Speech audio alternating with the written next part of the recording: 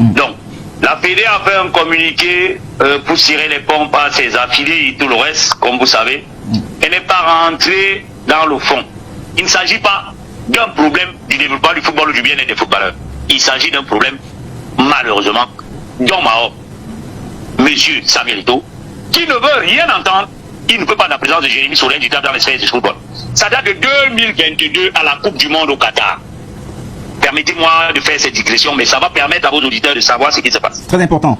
Dans le monde du foot, c'est nous qu'au Cameroun, on voit un sélectionneur. Vous pensez qu'en France, c'est possible que Deschamps soit entraîneur de Marseille et sélectionneur de l'équipe de France? Là, ça me pose un sérieux problème. Rapidement.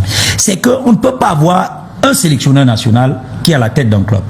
Il faudrait que la Fédération camerounaise de football règle ce problème. David Pagou, sélectionneur national des Lions Indomptables, n'a pas le droit d'entraîner un club. Parce que là, il y a conflit d'intérêts. Il doit se consacrer à 100%, à temps plein pour les Lions Indomptables. Je me demande quand il va donc voyager pour aller superviser. Parce que le gros de nos effectifs joue à l'extérieur. David Pagou n'a pas le droit d'entraîner un club. Samuel Eto'o ne veut pas sentir Jérémy Ntitap dans le domaine du football.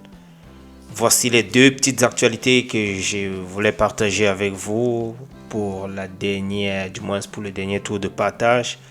Il s'agit de ce panéliste qui était en train de défendre son point de vue en disant qu'il y a conflit d'intérêts dû au fait que David Pagou est en même temps sélectionneur des Lions Indomptables et aussi le sélectionneur ou bien le coach de Coton Sport de Garoua.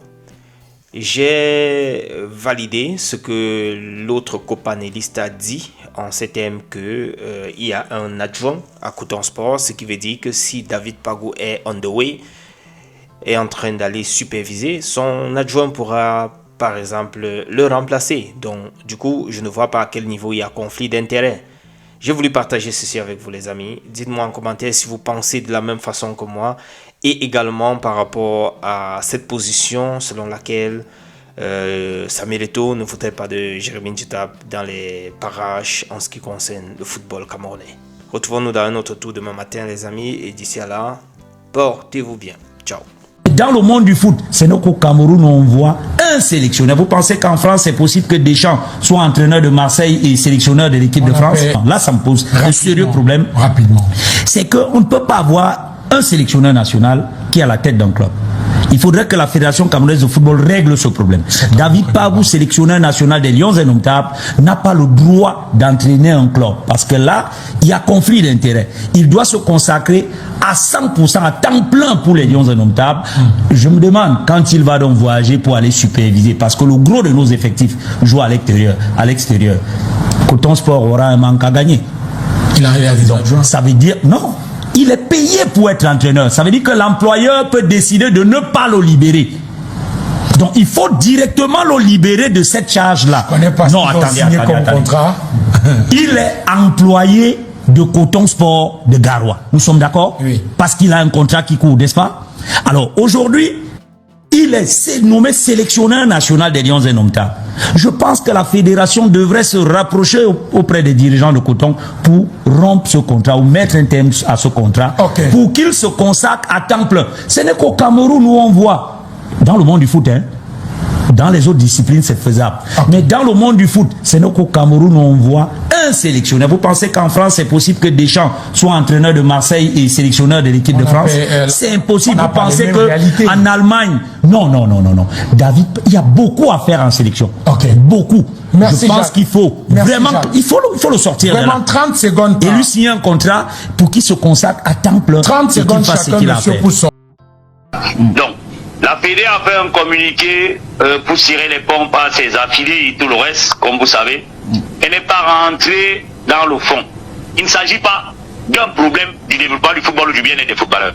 Il s'agit d'un problème, malheureusement, d'homme à homme. Monsieur Samuel Eto'o, qui ne veut rien entendre, il ne peut pas la présence de Jérémy Soulin du dans les sphères du football. Ça date de 2022 à la Coupe du Monde au Qatar. Permettez-moi de faire cette digression, mais ça va permettre à vos auditeurs de savoir ce qui se passe. Très important. Nous sommes à la Coupe du Monde. Nous sommes à la Coupe du Monde au Qatar en 2022, novembre-décembre. Et la FIFA Afrique, pour des faits réels, a mis à l'écart la FI qui est l'association des footballeurs ivoiriens, qui est dirigée par Cyril de Moro. Les raisons, c'est quoi? La première raison, c'est qu'ils n'ont pas rempli le MDAS. Le MDAS, c'est le manuel de procédure. C'est par là que la FIFPro juge ou alors apprécie et note tous ses membres. La FI, qui est l'association des footballeurs ivoiriens, n'a pas rempli les conditions du MDAS. Mais là n'est pas le plus fort. Le plus fort, c'est que nous avons ce que nous appelons la FIFPro, le principe de solidarité. C'est-à-dire que si un footballeur est candidat à une élection dans le football, l'association membre de la FIFPro est tenue à supporter ou alors à soutenir la candidature de ce footballeur. En Côte d'Ivoire, Didier Drogba était candidat. La FI n'a pas soutenu Didier Drogba. Au Cameroun, quand Joseph Antoine avait été candidat, le SINAFOC l'a soutenu. Samuel Eto'o derrière a été candidat, le SINAFOC l'a soutenu. Ça, c'est ce principe-là. Alors, la FI est donc écartée pour ces deux raisons. Manquement au MDAS et refus de soutenir un footballeur candidat à une élection au sein du football, pardon. On se retrouve donc au Qatar. Samuel Eto'o demande à rencontrer le président de la FIFPro de l'époque. Et le président de la FIFPro lui dit, mais attends, c'est une affaire qui concerne la Fédération camerounaise de football, et vous avez la chance que c'est l'un de vos coéquipiers, votre frère Jérémy, qui est président de la FIFPro Afrique. Nous, on a une autonomie dans notre fonctionnement. Il insiste. Le président de la FIFPro appelle Jérémy Jita, qui est président de la division Afrique. Il lui dit, le président de la Fédération camerounaise de football voulait une audience.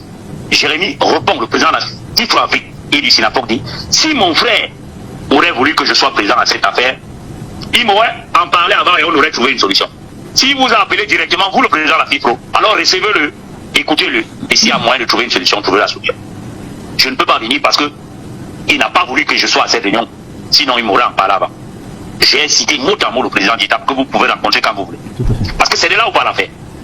Le président Eto'o est donc reçu par le président de la FIFPro et tout le staff de la FIFPro, administratif et en dehors de Jérémy qui n'était pas là, pour les raisons dont je viens d'évoquer. Et au cours de cette réunion, le président Samuel Eto'o pose le problème de la réhabilitation. Il dit qu'il voudrait que la FIFPro soit réhabilitée et Cyril de Moro avec. La FIFPro, le président de la FIFPro lui dit, nous on est autonome, c'est un dossier qui concerne la division Afrique, c'est à la division d'Afrique de résoudre ce problème. Vous avez la chance que c'est un Camerounais, votre frère et votre coéquipier qui a la tête. Il faut gérer ça avec lui. Et bam, je dis bien bam, le président de la fédération, Samuel Eto'o, dit, et je le paraphrase, si la FIFPro n'est pas réhabilitée, quand je rentre au Cameroun, je sors d'ITAP du football au Cameroun et le SINAFOC avec. Ça date de 2022. Donc gardons ça par devant nous, parce que nous avons soutenu le bonhomme en tant qu'ancien footballeur qui n'a cessé de faire des bébés dans notre dos. Il est arrivé au niveau où il fallait que le responsable de la communication, que je suis du SINAFOC, demandait l'autorisation à la Fédé pour aller intervenir dans les médias. Nous avons des correspondances. Ceux qui sortiront pour vous attaquer, on va vous donner ces correspondances et vous allez les publier. Il a même demandé s'il faut la paix au SINAFOC, il faut que M. Itiga soit mis hors du SINAFOC.